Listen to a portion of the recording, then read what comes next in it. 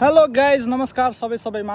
आज चाहिँ म यो जापान बसाइमा हैन, म चाहिँ घुम्ने क्रममा चाहिँ यो ओदाइबा आएको छु, जहाँ चाहिँ नजिकै समुद्र पनि रहेछ अनि म्युजियमहरू पनि टन्ने रहेछ है। अनि यहाँ चाहिँ ठुलो पार्क छ है, कौवेन छ। यस्तो तपाईँले हेर्न सक्नुहुन्छ। मेरो साथीहरू चाहिँ अगाडि गइसक्नु भएको छ, म तपाईँहरूलाई देखाउँछु है यहाँ पार्क कत्रो हुन्छ अनि त्यसपछि गएर यहाँ कति रमाइलो हुन्छ भनेर यहाँ देखाउँछु है। त्यसलाई हेर्नुहोस् है, सबैजना जोडाजोडी बसिरहेछन् गाइज है। सबैको मलाई मेरो दुलाको याद आइरहेछ अनि मलाई मेरो छोरीको पनि याद आइरहेछ। अब जोस् मजाले बस्छन् होइन, अर्काको देख्दा रमाइलो मान्नुपर्छ, अर्काको देखेर डाँड गर्नुहुन्न के।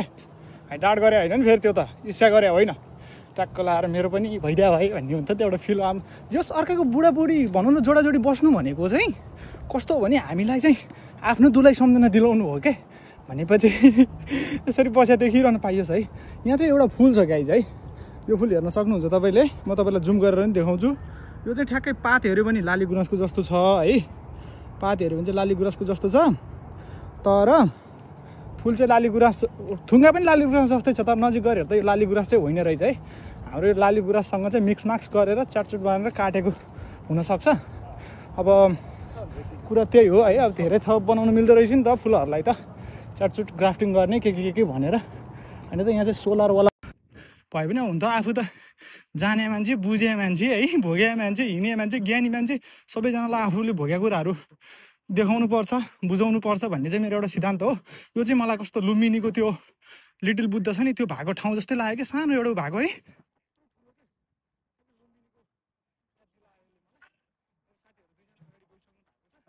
म चाहिँ यहाँ अब फेरि यसो अलिअलि दुई चारवटा हाउडे गफ गरेर तपाईँहरूलाई भुलाउनेमा छु है। हेर्नु होला, सबैजनाले कमेन्ट गर्नु होला, माया देखाउनु होला, के कस्तो लाग्छ भन्नु होला है। मलाई अब पहिला चाहिँ यसरी बोल्नलाई अलिकता कन्फिडेन्स थिएन क्या, बिस्तारै अब तुलिप हेर्न जाने भनेर भनेको के तुलिप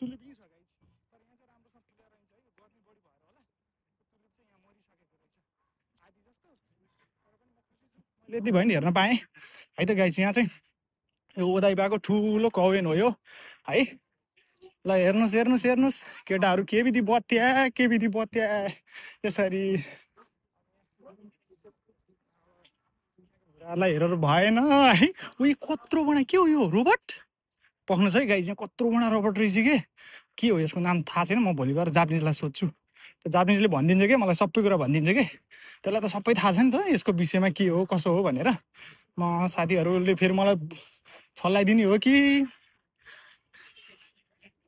बोलेको साउन्ड कस्तो आइरहेछ नि थाहा छैन।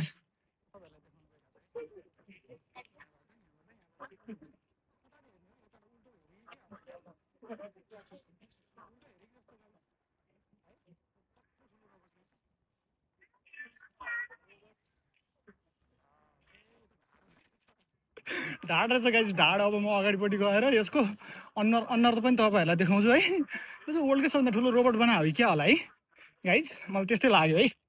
खतरा छ कि खतरा बाबालाई।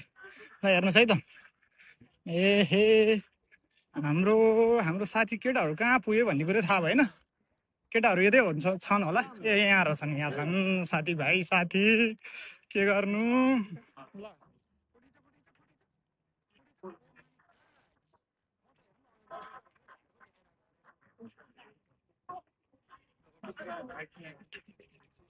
है त गाइस है। ल हेर्नु, अब यस्तै रोबोटमा भुल्छन् यहाँका मान्छेहरू, बुढा मान्छेहरू त। अब हामी चाहिँ कार्टुन भनेर हेर्छौँ के, अब यहाँका मान्छेहरूले चाहिँ फेरि कार्टुन अत्याधिक हेर्छन्, त्यही भएर पनि रोबोटलाई चाहिँ एकदम धेरै बनाउँछन्। अब विस्तृत कुरा भन्ने छु, उतापट्टि रहेछ नि सर सुनको के हो त्यो।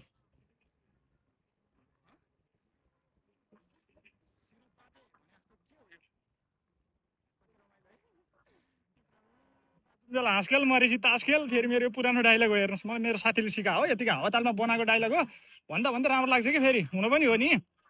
बाजुन्जेल हाँसखेल मरेपछि तास खेल्न हतार गर्छन्, यस्तै छ क्रियापुत्री। त्यो सबैले बुझ्दैन क्या सुरुमा।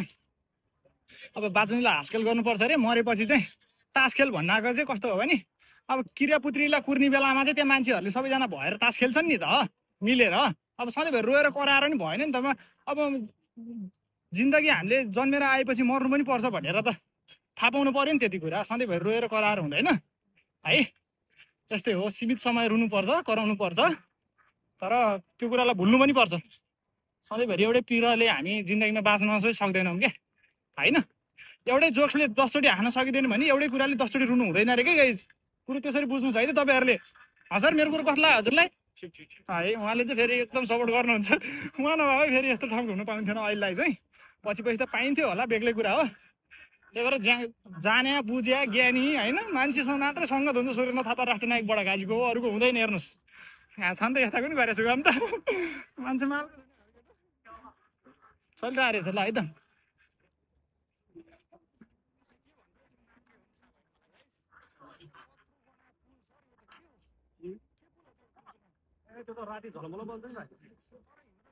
हिँडेको छु नि सर त्यो उसँग खाजुसँग हिँडेको छु क्या त्यसको माथि हिँडेको छु ओहो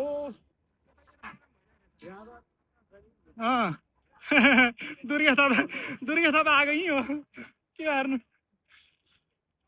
भने आउने चाहिँ कहिले हो थाहा छैन बुढा यो मुनि खोला हो मुनि खोला पनि छ जस्तो गाइस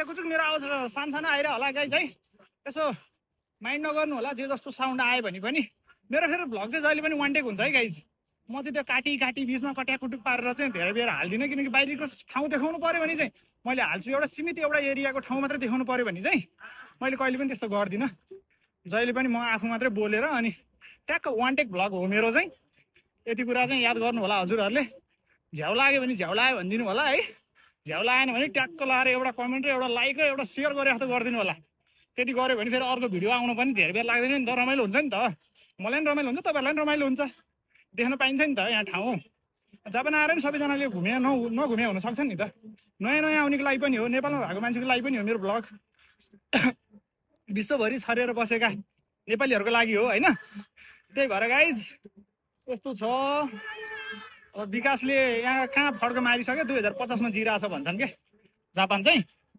भन्न चाहिँ हो पनि जस्तो लाग्यो है यहाँ आएपछि चाहिँ है टेक्नोलोजी क्या टेक्नोलोजी गाइज टेक्नोलोजी यस्तो छ अनि ल गाइज आजलाई चाहिँ म लास्ट एउटा ठाउँ सर यस्तो गरेर सिनेमेटिक पाराले देखाएर तपाईँहरूलाई चाहिँ बिदा हुन चाहन्छु है त ल हेर्नु क्यामेरामा देखिँदो धेरै धेरै धन्यवाद गाइज सबैजनाले सपोर्ट गरिदिनु होला लभ यु अल मिठे